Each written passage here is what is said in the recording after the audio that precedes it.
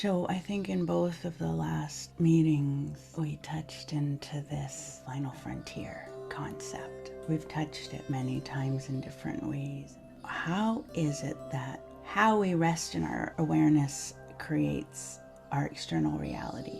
It's quite literal.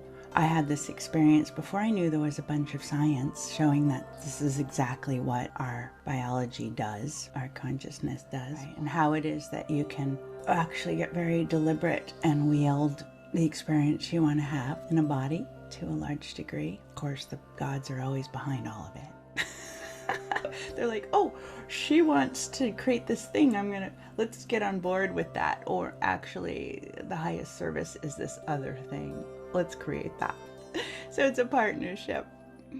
For information on our trainings, which are open to everyone and offer continuing education credits to providers of all kinds, message us here or visit our courses page on the web at flowismedicine.com. And be sure to follow us on social media.